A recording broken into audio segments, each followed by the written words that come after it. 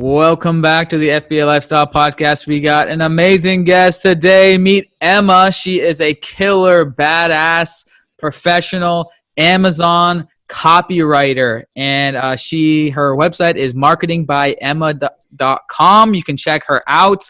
And today she is going to school us on how to write a winning Amazon listing. Emma, are you there? Hey, hello, hi. Hey, hello. Thank you so much for that very enthusiastic introduction. And I'm excited to talk with you today. Awesome. Yeah. So looking forward to it. So yeah, I can see your screen here.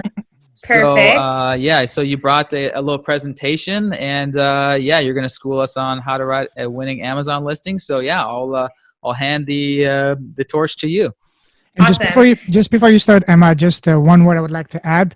Not only she's an awesome copywriter and all that, but also she's a very sought after speaker, because I met her at the Global Source event conference in Hong Kong last October. And among all of the killer experts that were speaking, her talk was one of the ones that really, stood out. And that's why when I was looking for a potential expert to invite for the experts webinars and all that, when it came to copywriting, the first name that came to mind, of course, is you, Emma, because you made a really strong impression of that speech.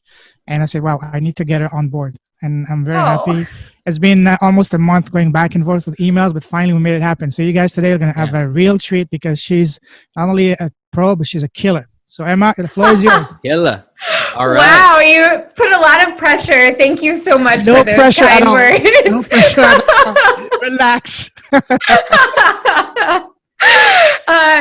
So yes, I'm going to be speaking about listing optimization today, but really my goal is, no matter what you're writing, that you're able to communicate more effectively and achieve whatever goals you're trying to achieve with that piece of writing, or just more generally with communication. So I'm the co-founder of Marketing by Emma. We founded our business in 2016. That gentleman sitting next to me is my husband, Erez. He's also my business partner, and we specialize in e-commerce copywriting. So that means Amazon listings, website copy, and any of those other really foundational texts that a e-commerce business will need in order to sell successfully online.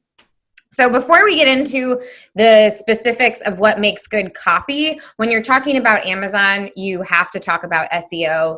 If you want to be found by your customers, then you need to make sure that you have a really strong keyword strategy that's going to allow you to get in front of the right eyeballs. And so with Amazon, that means the A9 algorithm is something that you're going to need to familiarize yourself a little bit. I'm going to need to move there we go. My face is blocking what I'm trying to read and look at. So pardon my pause. Emma, so let's look at. You can easily move it with your cursor. Yeah, I just did that. Thank you. No problem. So this example here is something you don't want to do. They obviously are clear about the keywords that they're wanting to index and rank for, but they're doing that to the detriment of their customers' experience. Because if you look here, you'll see the red part that's underlined, and it's not until the ninth word that we begin to understand what this product is. So if I'm a customer, and particularly if I'm a customer on my mobile phone, which if you look in the bottom right-hand corner, you can look and see how this title truncates on mobile. And so if I'm a customer that's either looking really quickly or on my phone, I'm really going to have almost no information about what this product is. And so when it comes to your title, while there's a lot of really valuable real estate there from an SEO perspective, you have to also make sure that you're balancing that with a really clear idea of what your product is, so that a customer can look at it, know exactly what it is, and go, yes, this is exactly what I was searching for, and click into your listing. If you don't do that, then people are just going to scroll right by you and click into one of your competitors' listings instead. So First of all, you want to make sure that you're doing your homework and you have a really clear idea about the keywords that you want to be using. So if we go back to this example, you'll see that they've identified unique birthday gifts for men, dad, and husband. Now, those are really general keywords. They are not at all specific to the product itself, which is this 9-in-1 survival tool. And so the problem with those types of words, while they can be useful, they are not necessarily going to be creating that consistent traffic of people that know that this is the product that they're looking for. And those are ideally the ones that you want to find. Like unique gift for your dad, as we see in the bullet here, the first bullet. You could be shopping for a dad that has no interest in survival tools. So that's, while it could be something interesting, to focus so strongly on that could really be losing an opportunity to get those very warm and eager customers that are searching for exactly this type of thing. So do your homework, make sure that you have a clear idea of the words that you need to be using, but also be skeptical when you're doing your homework. So whatever tools you're choosing to use, think about things not just like volume, because a lot of times I'll see people and they'll go after only the highest search volume keywords, and those can be very attractive, but they're also going to be very attractive to your competitors, so they're probably going to be very expensive and very difficult to rank for. Whereas if you go for some of those longer, a little bit lower search volume words, while they may not have that really attractive high search volume number, they're going to be having a lot more customers that are looking specifically for what you're selling, and you won't have to work quite as hard in order to rank well on those. So also being clear what sort of keywords are going to fit naturally into the copy of your listing is something that you want to be thinking about. So if we look at this first bullet again, you see gift for men idea. That is poor grammar. So even though that could be a really great keyword, by making it front and center in the copy of your listing, you're really detracting away from your professionalism just for the sake of trying to get that keyword into your listing. And it's important to remember that your title, your bullets, and your description are not the only places that you can put keywords. So if something doesn't fit in the front end, you always have the back end where you can input things. So don't feel like you have to find a way to make it work if it's going to potentially make you look unprofessional or reflect poorly on your product. So being really thoughtful about that. And then lastly, the thing that's so important is you really need to be keeping your keywords natural when you're writing your listing. So I always get the questions of how many keywords should I aim for when I'm writing my listing? How many keywords should I put in each bullet or in my title?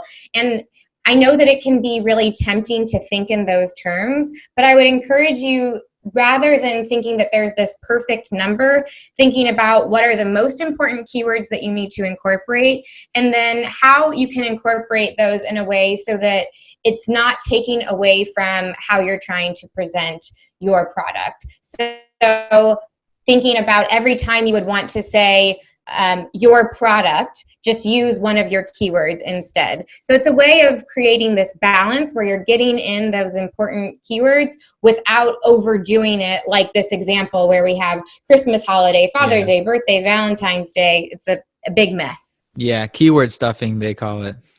Yes, exactly. So you don't want to keyword stuff.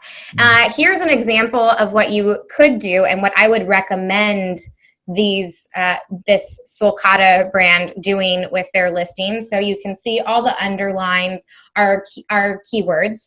And so it's still including a lot of keywords, but it's reading in a much more natural way. You get a clear understanding of what this product is, and you're getting valuable insights beyond somebody just hitting you over the head with the idea of how great this gift is. And even that, let's say that that's their strategy.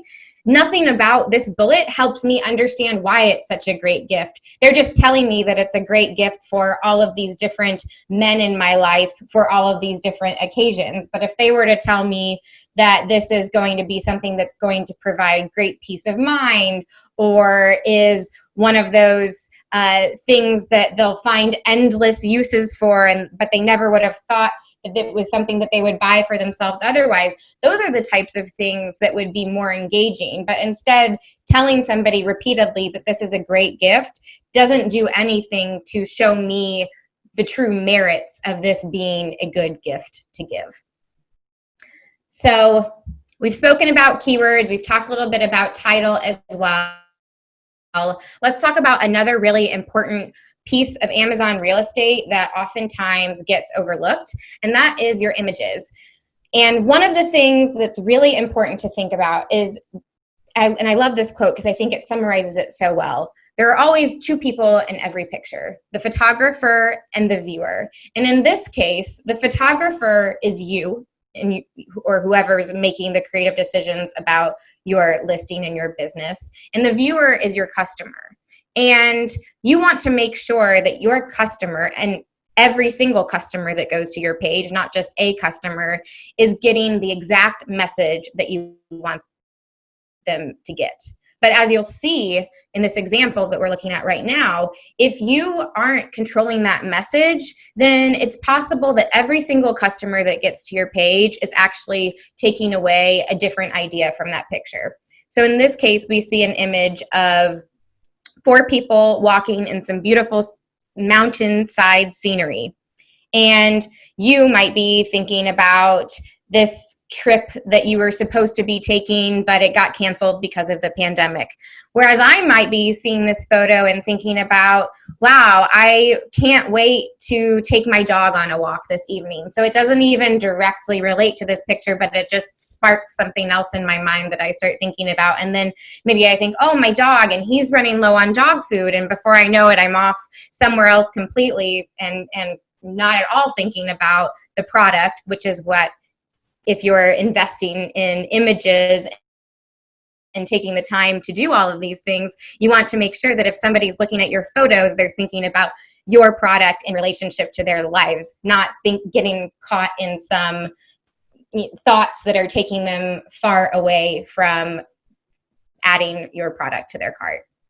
So one of the best ways that you can do that is you can use words to really control the message of your photos.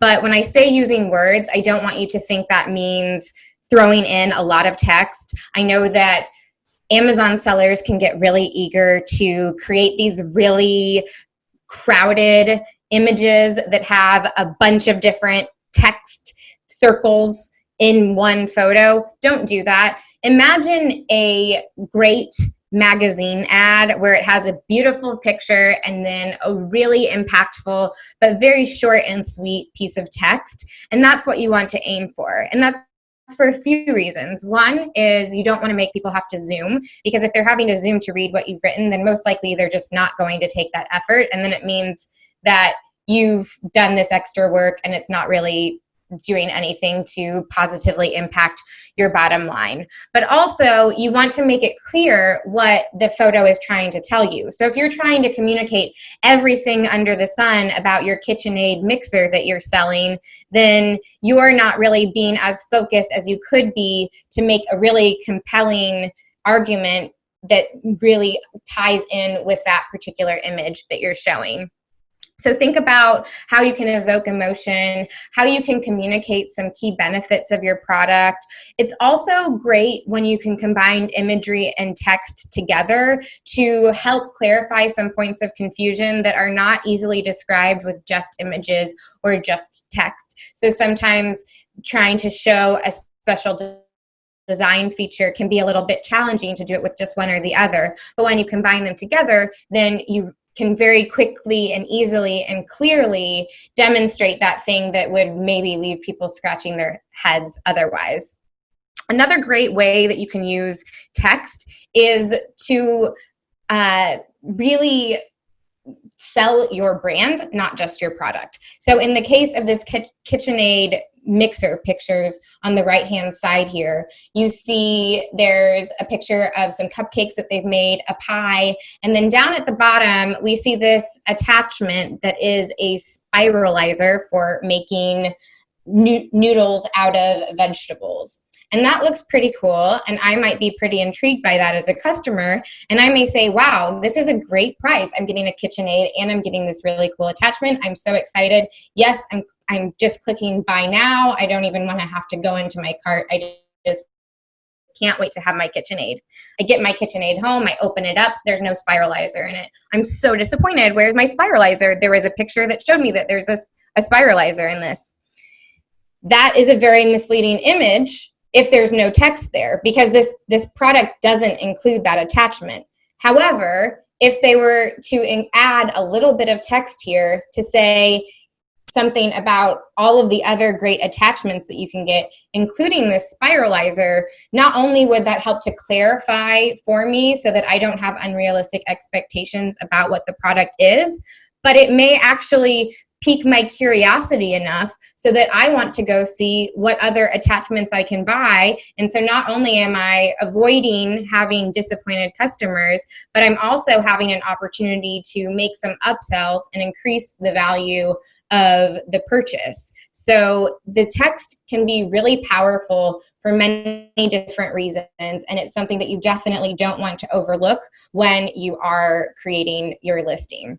So Gotcha. if we take a look back at this image that we looked at, and we just add a little bit of text here, then suddenly you may notice that there's a water bottle in the hands of, oh, and now my photo's in the way again. So one of the people is holding a water bottle.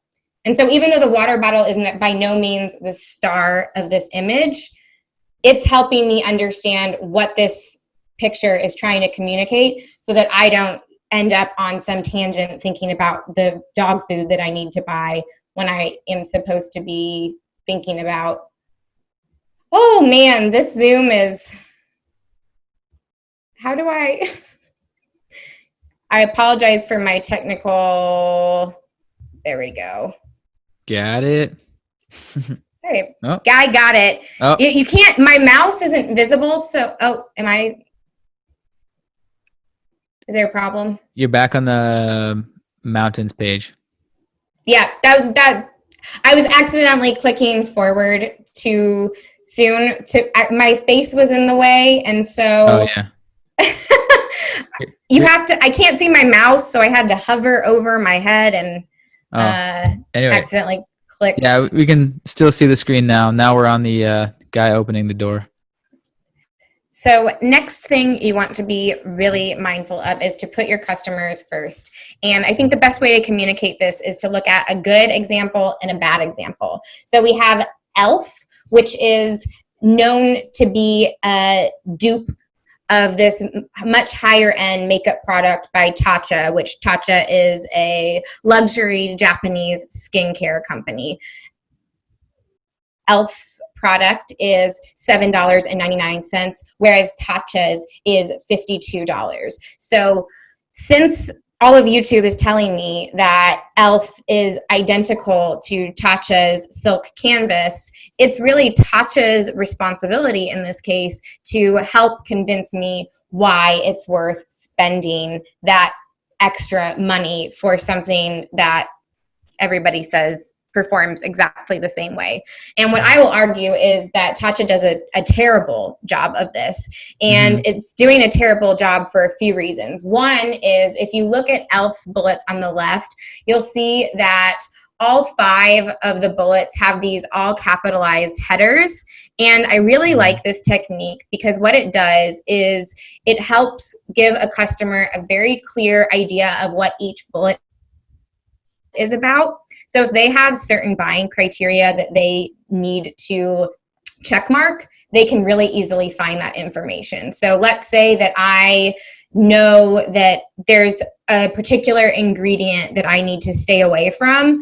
I can quickly go down to the free from bullet, the 4th bullet, and it's telling me that it's free from phthalates, parabens, all of those things.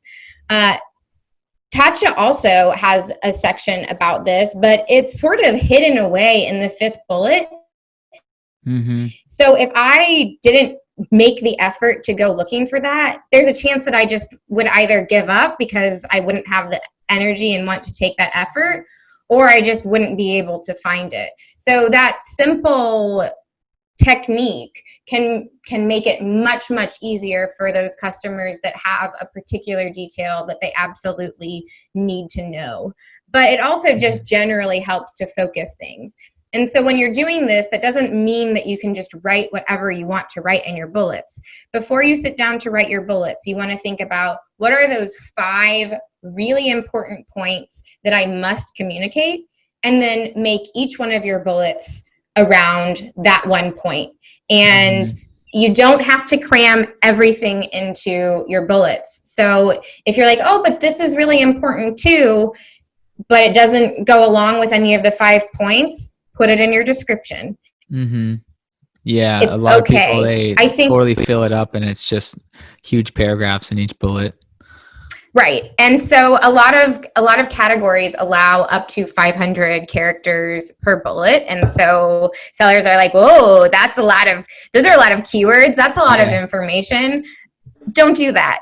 I don't know how many of you have looked at 500 characters per bullet, but those are huge chunks of text that are really difficult to navigate, are very off-putting. And if you're truly putting things there that customers can use to help make good purchasing decisions, then making them make a lot of extra effort is most likely just sending them over to one of your competitors where they'll be able to more easily find that information that they need. Mm-hmm.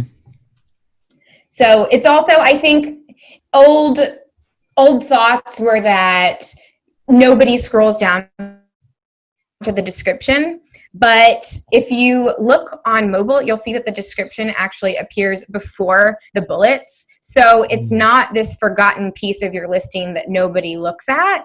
And so you do have space in the description where you can add those extra details. And in fact, the description can be a great place to communicate some of those things that it may be sort of hard to fit into the bullets. So let's say that you sell a skincare product like this Tatcha product. If you look at the 3rd bullet, it's talking about all of these really luxury ingredients, pink and gold pearl, their aging superfood trinity. And I don't know what any of those things mean. And I guess they sound sort of cool, but I'm also assuming that those ingredients are why their product is $52 instead of $7.99. And they're not really doing anything to communicate to me why I should be slathering pearls and anti-aging superfood trinity on my face.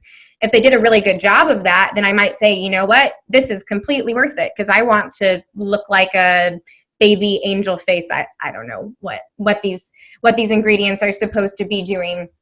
But it can also be a little bit difficult to do that specifically for each ingredient within your bullets. So if you were to have a more cohesive bullet just about some of your really great ingredients and what those overall benefits are.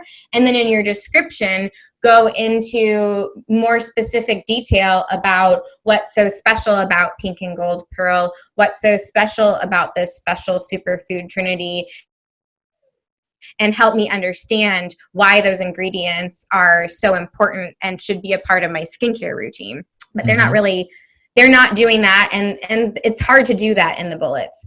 And so if we look at ELF is a registered brand, so they are able to create A+ content, and they have a great A+ page. It's really simple, it's punchy, it clearly communicates who their brand is. They're using some social proof with the primer that broke the internet.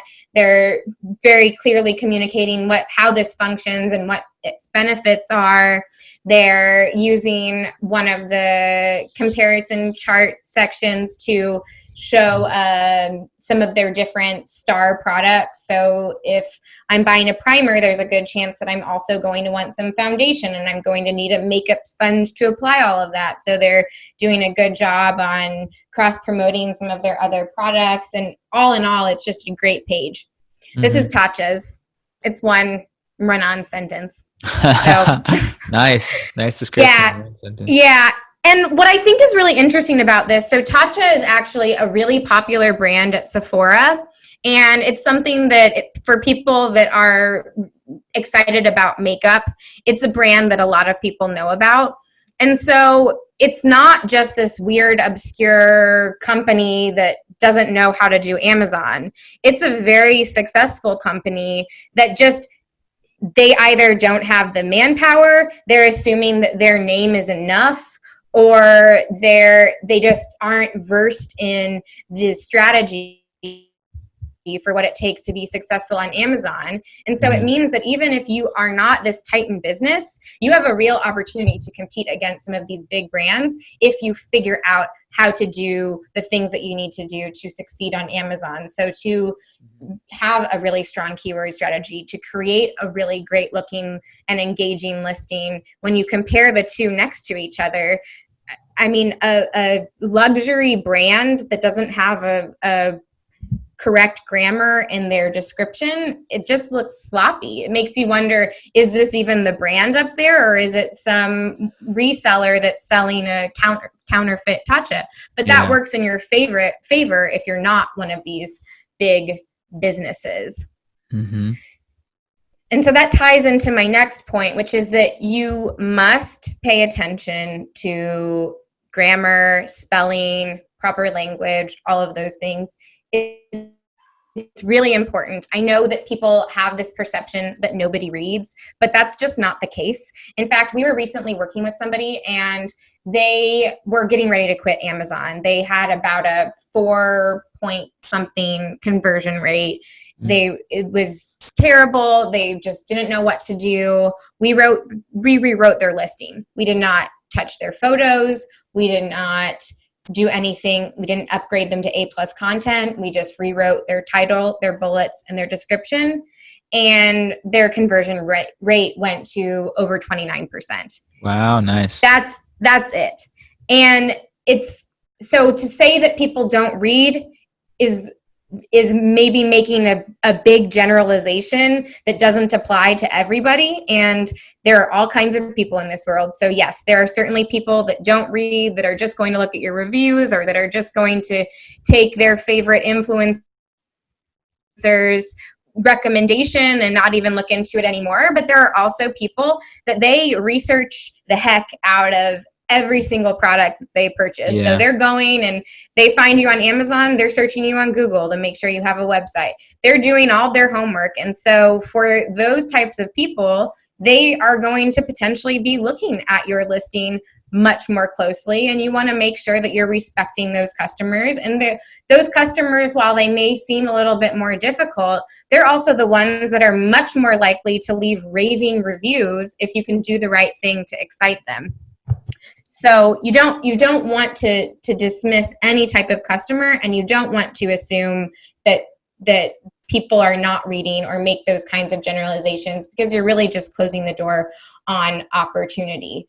So this is an example, again, of what not to do. All of the underlines are either awkward phrasing or weird spelling.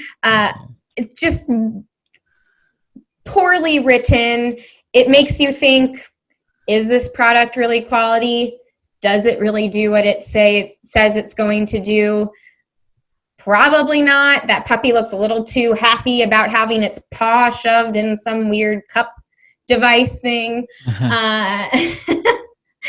And so it's not that somebody's going to be looking at your listing, trying to find grammatical errors or weird language. And they may not even be actively aware that that's what they're noticing, but it may be just enough to trigger them to think something feels a little bit off here. So even if they don't know what is wrong and they don't know what kind of grammatical error you're committing, it's giving them that pause, and it's giving them an opening to question the validity of what you're saying and the quality of your product and the reliability of your brand, and you don't want to do that.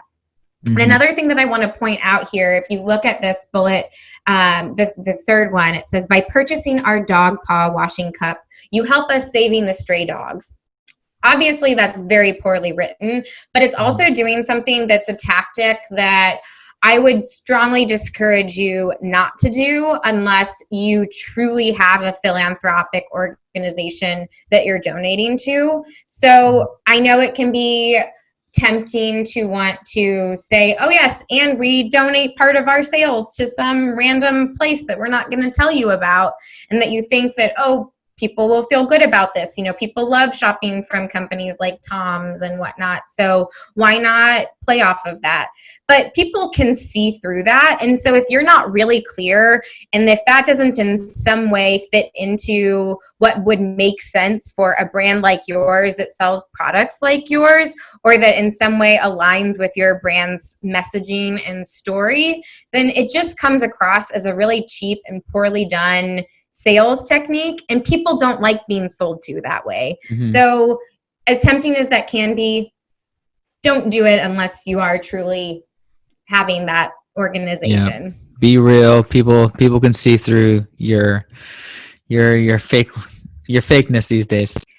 Yes, and I would say it's not the same, but it's also something worth considering. One of the biggest mistakes I see people make when they're trying to do their own marketing writing is they come across as, for lack of a better way of describing it, late night infomercial sounding. So those really over the top claims that just feel so exaggerated. And that type of style of marketing, it does have a time and a place, but it's not really fitting to this type of platform.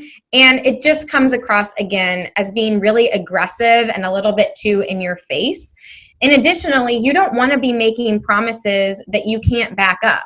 So if you're saying your product is the absolute best at doing this thing and it's not, then when customers return it because it's not doing this, then you have a problem with Amazon, and you might get your account suspended because you're having too many returns because you made promises that you couldn't actually keep with your product. So you want to make sure that you're accurately describing what your product is, that you're not just trying to make it sound better than what it is, and having a very honest representation of your brand. You know, you can still make it sound attractive, but you don't want to make promises that are beyond what your product is really capable of doing. Yeah, that's actually one of the key things I've noticed. Some of my products is if you kind of hype up some of the features that are maybe not all the way there, or kind of make them expect too much, then that leads to negative reviews because they were expecting too much out of something. And so yeah, best to under promise, over deliver, as they say. Yes, 100%. People will appreciate, even like, let's say that your product has something that it doesn't do as well, and you're honest about that, and you say, this is, you know, obviously you do it in a way that's not making it sound like you have a crappy product. I wish I could think of a good example, but I can't at the moment. But, you know, maybe this isn't best for this particular situation. And so customers that are buying a product for that particular situation, you're saving all of those potential negative reviews and all of those returns. And then what you're also doing is not only are you helping them not make a bad choice, but you're actually still helping to create a positive relationship with that customer, because they now have more trust in what you're saying because you're confident enough to tell them that this might not be the right fit for them if they have these specific needs. And so maybe they're going to go say, oh, well, do they have a product that does meet these needs? And so it can be a little scary to think about doing that, but it can be worth doing, if nothing else, than just to minimize those returns. Because what good is it to make a bunch of sales and then have all of that be... Yeah, it's only going to hurt you getting those returns and bad reviews, especially the bad reviews. Yeah, it's not a path that you want to go down. So when it comes to grammar, read it out loud. Our brains naturally correct a lot of mistakes when we're reading something in our own heads. But if you read it out loud, it forces yourself to slow down a little bit more, and it makes it easier to find those mistakes that you wouldn't be able to find otherwise. But you also want to make sure that everything that you're putting out there makes sense, because what can happen is when you're really spending so much time researching a product, you're going to learn the ins and outs of it in a way that your customers likely won't have that same knowledge. And so it may be that you are either making assumptions that they know things that they don't, that you're using terminology that they're not familiar with, or that you're just overcomplicating things by obsessing over small details that they don't really care about. So you really need to be able to take a step back and think about, okay, if I'm a customer, what do I care most about? And how can I communicate this in a way that's going to not be speaking down to them and making them think that I think they're stupid, but also not being so overly technical that it's over their head and then they don't understand it. And so then they're going elsewhere to somewhere else. And then, of course, there's a line there, right? Because you have to understand who your customers are. So if you're selling a tool that's for electricians and you're not using the proper terminology that electricians use, then they're probably going to think that you're not this professional tool that they can rely on for the hundreds of house calls that they do a month, and they don't want to be buying something that's not up to par. However, if you're selling a very similar tool that's meant for people that are doing their own home repairs, and so they're not going to have that terminology and they're probably getting their information from watching YouTube videos, then using those really specific terms may make them think, this product is out of my league, or I'm not sure what they're talking about. Maybe I shouldn't even do this project at all because I just feel too confused. So you want to find that fine balance, and it all starts by being really clear about who your customers are and where they are and what's making them want to buy your product in the first place. Yep. Awesome. Which leads me to the next section, which is don't tell them what it is, but rather why they need it. Thinking in terms of benefits, not instead of features, but benefits and features together. So what is it about the specific features of your product that's having some positive impact on your customer's life? So let's take a look at this grass-fed keto creamer. And on the surface, it looks like they're doing a lot of things right. They have some of their bullets that have these all caps headers, though they don't have consistency, which I don't understand that and I find it a little bit off-putting. But if you dig in a little bit deeper, what you're seeing is that they're really just talking about features here. So they're telling me about grass-fed ingredients, but they're not telling me what the benefits of grass-fed are. And there could be different benefits that they emphasize. So they could emphasize grass-fed from an ethical perspective that certain customers may be very interested to know, or they could emphasize the health benefits of grass-fed dairy products over conventionally raised dairy products. But they're not doing either of that. Instead, they're making the assumption that I see grass-fed and I know immediately why grass-fed is better, and I'm convinced even if I'm not convinced. And with something like the keto diet, there are many people that are doing the keto diet that are brand new into this whole space and might not have that knowledge. So it's making a big assumption about the customer that they know what is so great about grass-fed when they very likely may not. They're doing a very similar thing with the clean MCT oil as well. And then if you go down to feel full and increase energy, I would say that that's the closest they get to really honing in on what the benefits of their product are. But I would argue that they haven't taken it all of the way yet, because feel full and increase energy is what it's doing. But the true benefit of that is really getting to the heart of why a lot of people don't diet at all, is because they are scared that they're going to feel miserable and they're going to be thinking constantly about food, and that it's going to be this impossible situation that every single second of the day they're thinking about what they can't have. And so if they could hone in on that a little bit more deeply and really speak to that fear and how it's not something that they need to be concerned about, and that it won't even feel like work, that they will just become one of those annoying people that say, oh yeah, I just forgot to eat. That's a pretty compelling message, and one that shouldn't be left down at the almost bottom of the bullets, but should be much further up and one of the real star points that they are emphasizing with their listing. Yeah, classic copywriting, kind of get into the more of the psyche and needs, wants, desires, fears of the target customer. Exactly. And so with your bullets, as far as how to address the hierarchy, typically what I would suggest is that your first bullet should be that most compelling benefit, the real true reason why somebody is purchasing your product. And then what are those other sort of supporting details below that that you can fill in as well. So to me, the feel full and increase energy deserves a much more prominent spot. And then I'm not sure that they even need 2 bullets dedicated to their ingredients, but we don't need to get into all of those specific details. But there's a much better way to organize these. And I think there are other points that could be much more compelling than how they've chosen to present things.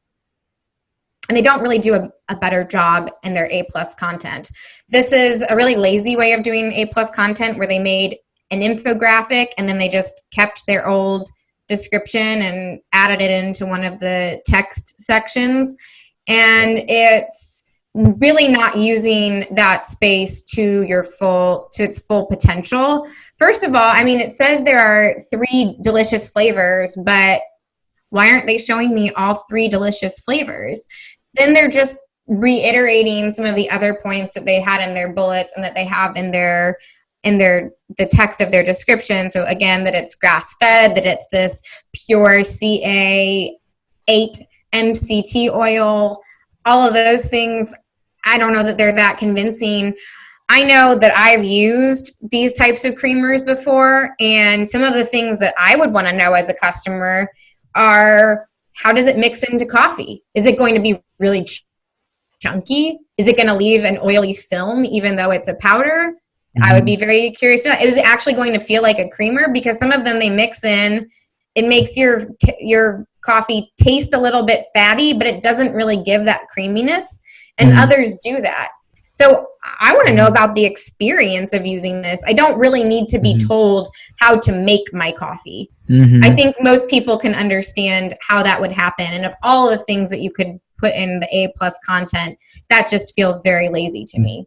Yeah, what I've done sometimes is just put a FAQ section.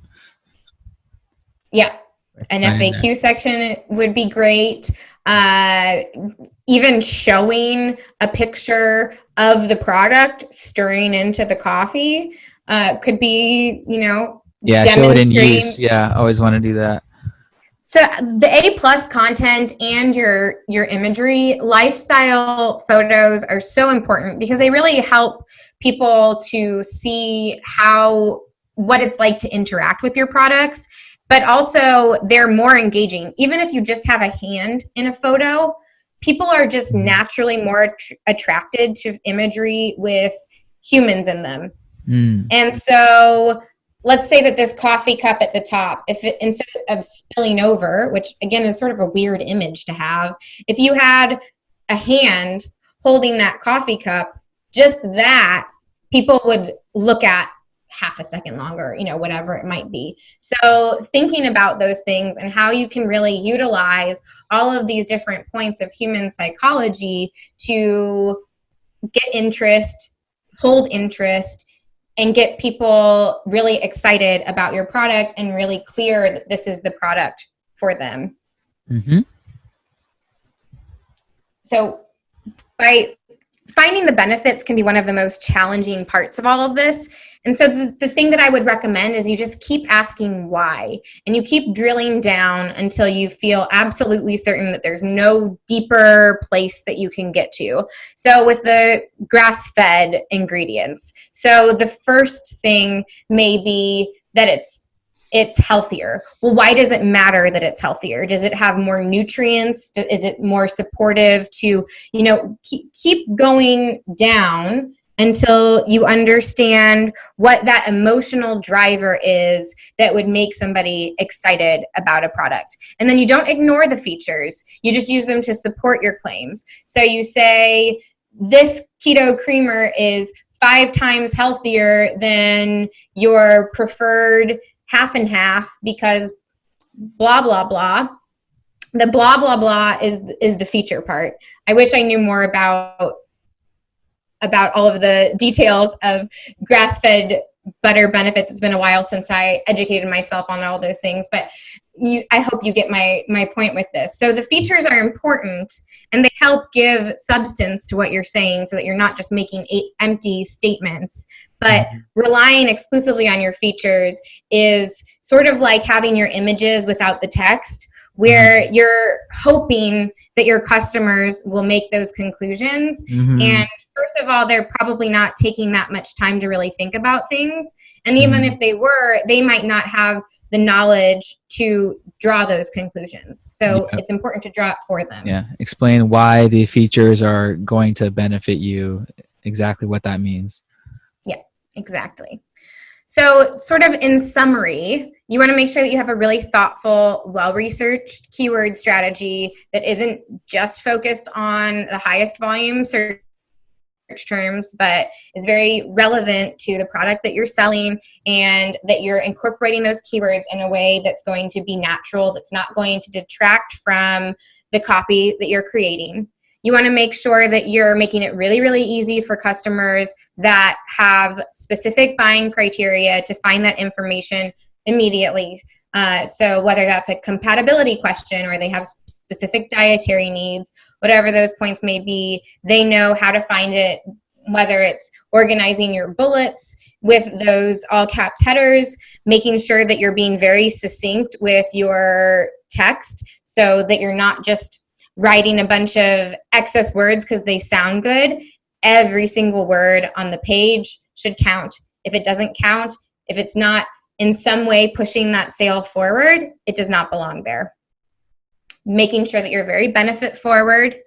Also, like we were speaking about, really building that trust. So everything from making sure that you have perfect grammar to not over-promising to clearly explaining what your product is, all of those things will go a long way towards helping to build that trust, because there have been a lot of stories in the news about products that did not meet safety standards, that were counterfeits, that were in other ways problematic. And so customers are more wary than they once were about who they're shopping from. And so you don't want to create an opportunity for there to be a lack of trust. Like Amazon is actually getting ready to publish the brand name and the address of all of the sellers on Amazon. I think it's on the sellers page. It's just, the news just came out, I think today or yesterday.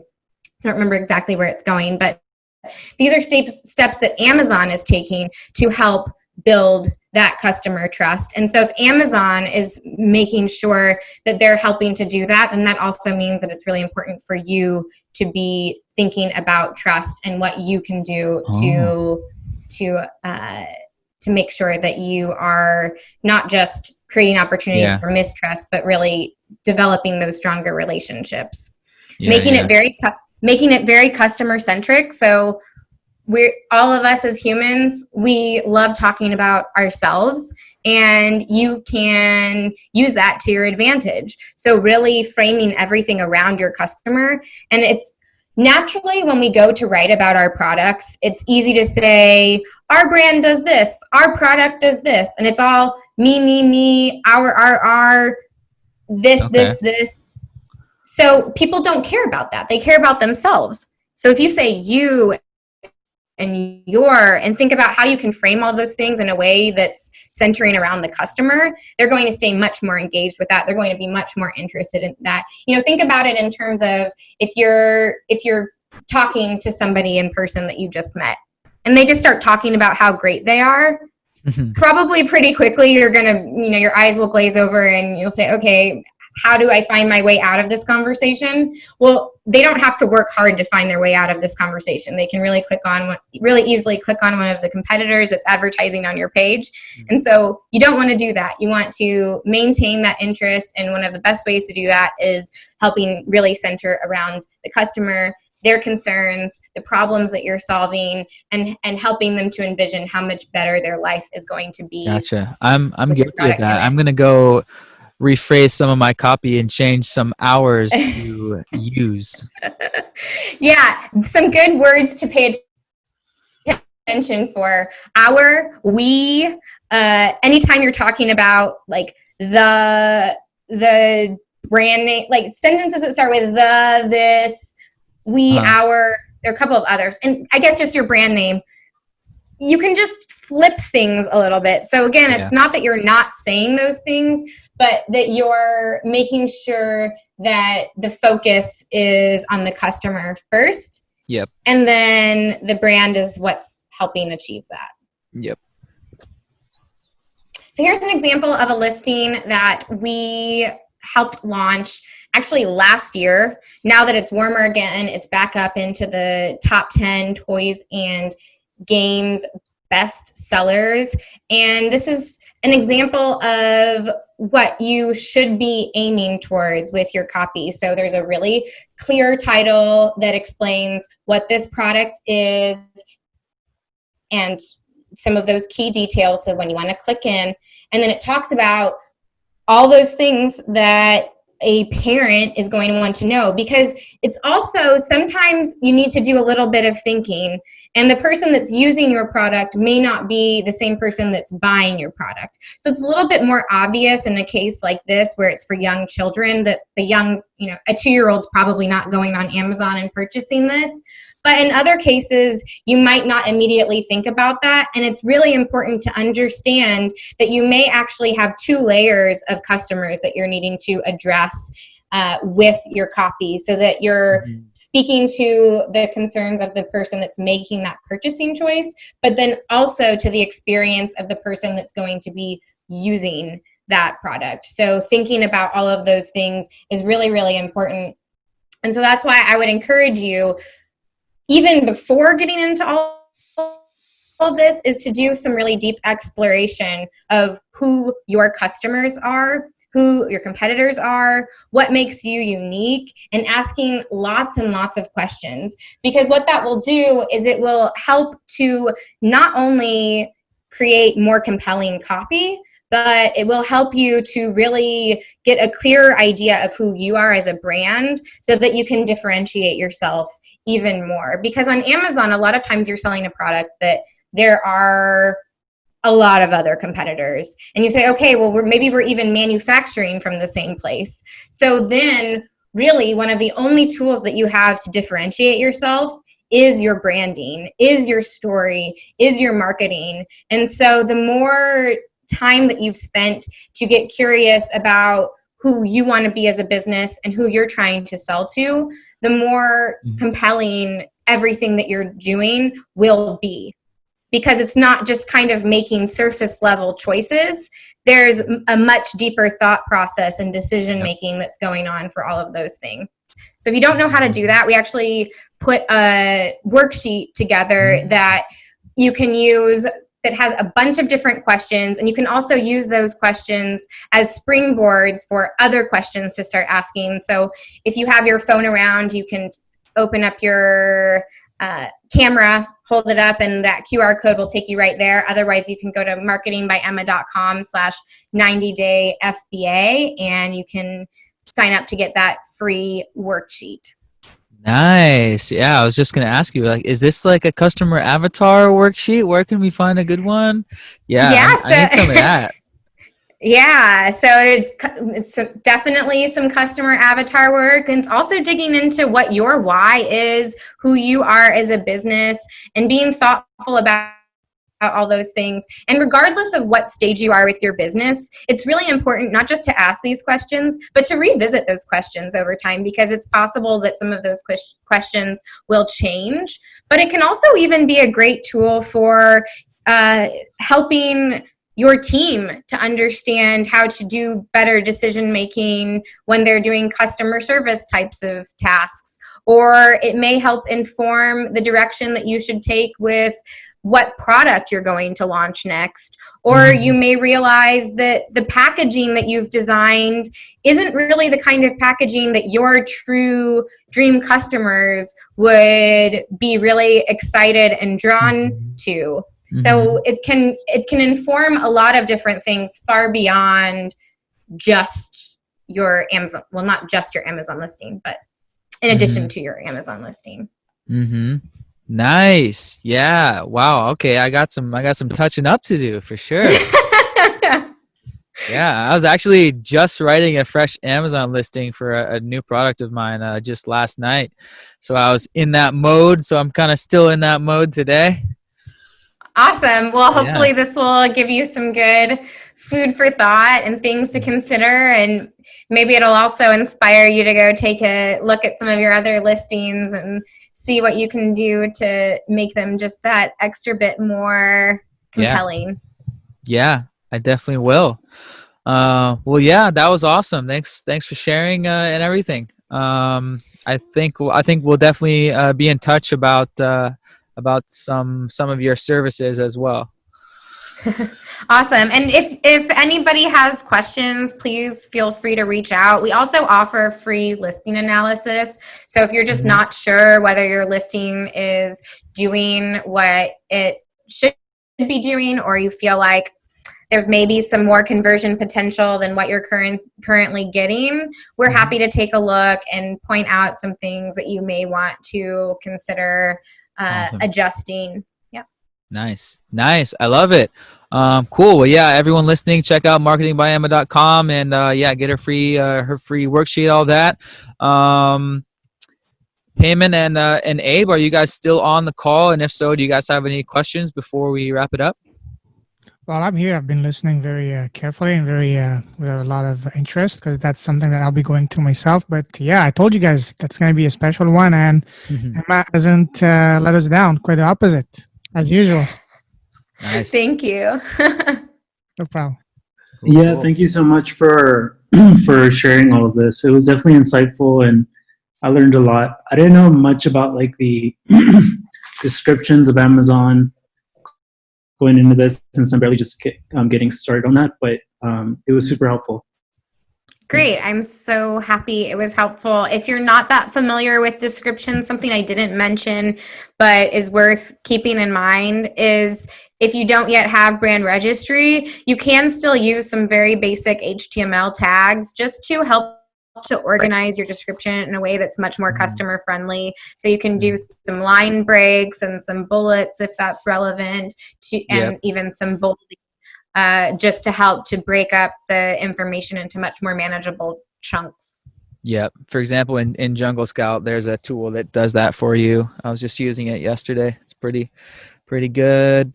Nice. But yeah, so okay, cool. So on her website, guys, she offers all of these services, of course, done for you services. If you want to check her out, marketingbyemma.com. And we'll be in touch. And thanks again. Thank you so much. This was awesome. I really appreciate getting the chance to nerd out about listings today. Thank you very much, Emma. It was a pleasure having you. Take care. Thank you. Right. Bye. Thank you. Thanks for listening to the FBA Lifestyle Podcast. Don't forget to follow on all podcast platforms, YouTube and Instagram. Ready to fast track your first or next FBA product? Ready to create a real product that leaves the competition in the dust? Then check out the 90-Day FBA Challenge, a 12-week accelerator program with weekly coaching calls where we help you go from zero idea what to sell to a product live on Amazon within 90 days. And download the free Amazon Secrets ebook, FBA Lifestyle, the Amazon Experts. Start your FBA business. Achieve the freedom lifestyle.